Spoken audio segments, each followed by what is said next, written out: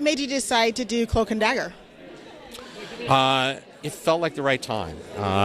We've done a lot of stories. We won't like them all to be different. This was a story about two young people who are trying to figure out their lives. And when we look around us, there are a lot of young people out there that are trying to figure out their lives. Freeform was the right network for us to be on. Joe Pekaski was the right showrunner with the right voice who really understood what it is for young people trying to not just figure out where they are, but where they're going and what's happening to them.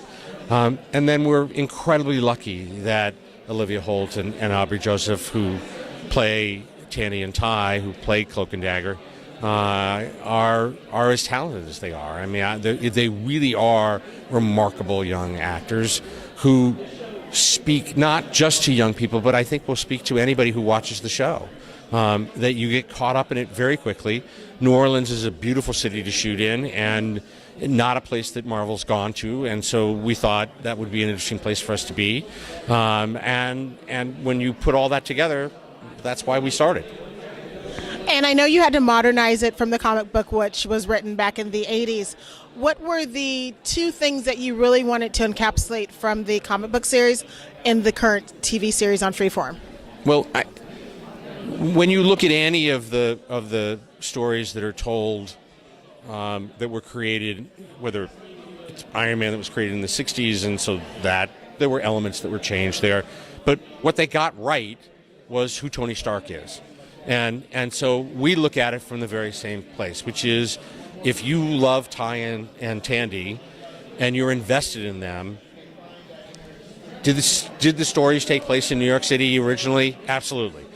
If those stories take place in New Orleans, does that change the Cloak and Dagger that you knew from the 80s? Actually, no. Those stories are still there. You can go to the comic book store and buy them and enjoy them, and please do.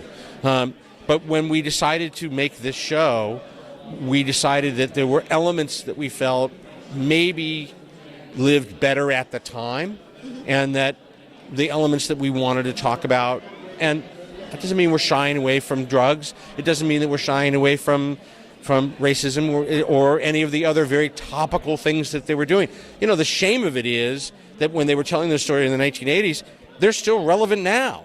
We haven't solved any of those problems either.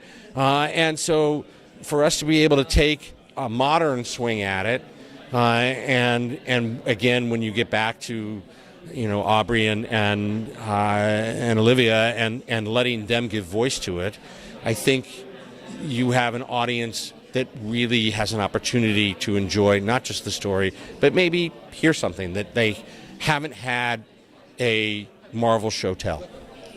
I'm looking forward to seeing you guys this June. Thank you, and welcome to Freeform. Thanks so much. Thank you. Feel better. Me too.